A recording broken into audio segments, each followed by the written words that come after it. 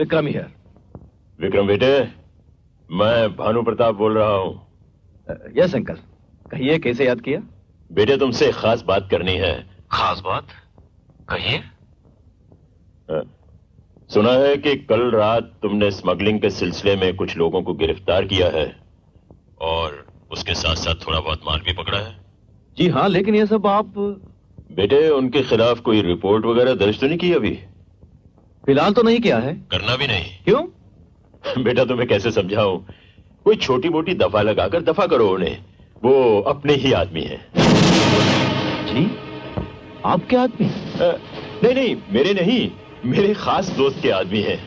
और खास दोस्त के आदमी अपने ही होते हैं ना। हाँ समझ गया। पर अंकल, ऐसी बातें टेलीफोन पर करना ठीक नहीं।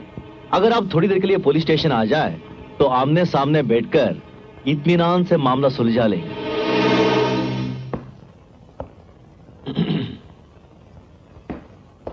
आइए अंकल आइए, बैठिए। कहिए क्या पिएंगे, गर्मा गर्म चाय या कुछ ठंडा? पुलिस स्टेशन में तकल्लुफ की कोई जरूरत नहीं है बेटे, मैं कुछ नहीं पीऊंगा। तो फिर खुलकर बताइए, मैं आपकी क्या खिदमत कर सकता हूं? बेटे तुम मेरे होने वाले दामाद हो, अब तुमसे क्या छुपाना। वो मेरे अपने ही आदमी है। आपके आदमी? लेकिन आपने फोन पर कहा था कि वो आपके दोस्त के आदमी हैं। वो तो मैंने ऐसे कह दिया था। अच्छा, तो इसका मतलब ये हुआ कि आदमी भी आपके हैं और वो लाखों का स्मगलिंग का माल भी आपका है। मेरा नहीं, सब अपना ही समझो बेटा। प्रिया से शादी होने के बाद सब कुछ तुम्हारा ही तो होने वाला है। मेरा क्या है, 4 दिन की जिंदगी है, बुढ़ापे में 2 वक्त की रोटी मिल जाए उतना ही बहुत है। ये आपने बहुत अच्छा किया अंकल जी, सब कुछ साफ साफ बता दिया, कुछ भी छुपाया नहीं। आदमी भी आपके हैं और माल भी आपका है। रही बुढ़ापे की रोटी की बात अंकल जी, उसका इंतजाम मैं कर देता हूं। क्या मतलब? इंस्पेक्टर चौहान, हवलदार। Yes sir. गिरफ्तार करो इसे। Vikram shut up. पार्टी में बुलाकर माल पीछे से निकलवाने की तरकीब सिर्फ एक बार चल सकती है, बार बार नहीं। शायद तुम भूल रहे हो कि मैं कौन हूं। तुम कोई भी हो, तुम्हारे जैसे गैर कानूनी धंधे करने वालों की जगह बाहर नहीं अंदर है। ले जाओ इसे।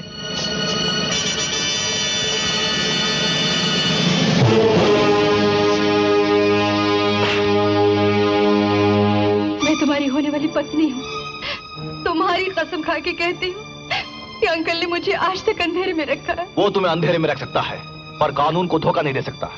आज और अभी तुम्हें एक बात का फैसला करना पड़ेगा प्रिया, कि वक्त आने पर तुम कानून का साथ दोगी या अपने अंकल का।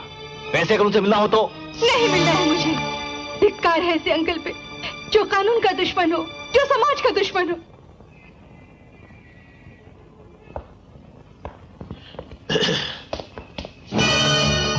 मेरी रिहाई की मुबारकबाद नहीं दोगे इंस्पेक्टर विक्रम? माल भी मेरा ही था और आदमी भी मेरे ही थे, लेकिन फिर भी मैं जा रहा हूं। अभी तुम बच्चे हो।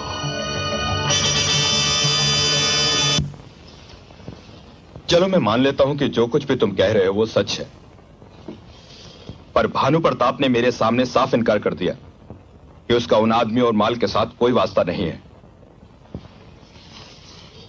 विक्रम, तुम एक बहादुर और काबिल ऑफिसर हो।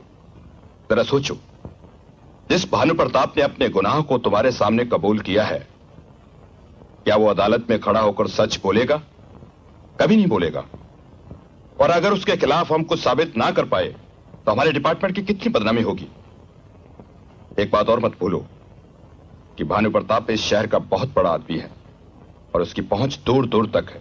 सर आप ये मत भूलिए कि भानु प्रताप एक बड़ा स्मगलर भी है, देश और समाज का दुश्मन है। आप ही सोचिए, अफीम और चरस जैसी खतरनाक चीजों का खुलेआम व्यापार होने लगा तो आम लोगों पर क्या असर पड़ेगा? ये नशे वाली चीजें हमारे देश को खोखला बना देगी। हमारी आने वाली नस्लों का क्या होगा? विक्रम, मैं तुम्हारे जज्बात की बहुत कदर करता हूं, लेकिन इन बड़े लोगों पर हाथ डालने से पहले इनके खिलाफ ठोस सबूत होना चाहिए, वरना हम मजबूर हो जाते हैं। शहर में 2-4 ही ऐसे रईस होंगे जो आपकी बराबरी में आकर खड़े हो सकते हैं। मम्मी डैडी इतनी दौलत छोड़ गए हैं, फिर क्या जरूरत है आपको स्मगलिंग करने की?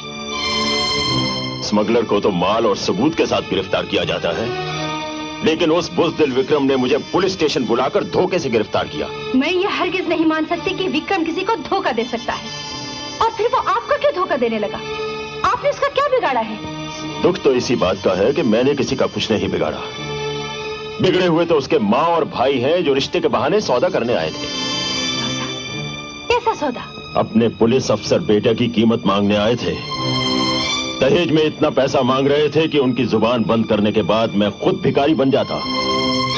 इसी के बारे में बात करने के लिए मैं विक्रम के पास गया था, और जब मैंने उसके भाई और मां की हरकतों के बारे में बताया तो जानते हो उसने क्या किया? उन दोनों को कुछ कहने के बजाय मुझे बुरा भला कहने लगा। यहां तक कि मुझे हवालात में बंद कर दिया, ये इल्जाम लगाकर कि मैं स्मगलर हूं और स्मगलिंग करता हूं। एक बात तुम भी साफ साफ सुन लो कि ऐसे मक्कार और सिर फेरे आदमी को मैं अपना दामाद नहीं बना सकता। मेरी तो कुछ समझ में नहीं आ रहा है, क्या सच है क्या झूठ है? सच और झूठ का फैसला तो ऊपर वाला करेगा बेटी। मैं तो सिर्फ इतना जानता हूं कि तुम्हारी नजरों में गिर जाने से पहले मैं मर जाना पसंद करूं। अंकल, मैं तुम्हें कैसे यकीन दिलाऊं कि तुम्हारा अंकल बेईमान है, देश और समाज का दुश्मन है? अफीम की स्मगलिंग करता है वो। विक्रम, मेरी तो कुछ समझ में नहीं आ रहा कि मैं किसका यकीन करूं। तुम कहते हो अंकल बेईमान है और अंकल कहते हैं तो वो अपने गुनाहों पे पर्दा डालने के लिए कुछ भी कह सकता है। वो आज कमिश्नर साहब के सामने झूठ बोल के बच गया क्योंकि मेरे पास सबूत नहीं था। प्रिया, अगर तुम मुझसे जरा भी प्यार करती हो तो मेरा काम करना पड़ेगा। अपने अंकल पर नजर रखना, वो कहां जाता है और किससे मिलता है। तुम पुलिस वाले तो सबको सिर्फ शक की नजरों से ही देखते हो। ऐसी बात नहीं है प्रिया, मेरे लिए दुनिया में फर्ज से बढ़कर कोई चीज नहीं। इसका मतलब अगर तुम्हें मुझ पर शक हो जाए और तुम्हारा बस चले तो तुम मुझे भी अरेस्ट कर लोगे? हो सकता है। हाँ? यानी कि मुझे कैद करोगे? हो सकता है। जेल भिजवाओगे? ये भी हो सकता है। ठीक है, तुम उन्हें बिठाओ, मैं अभी आता हूं।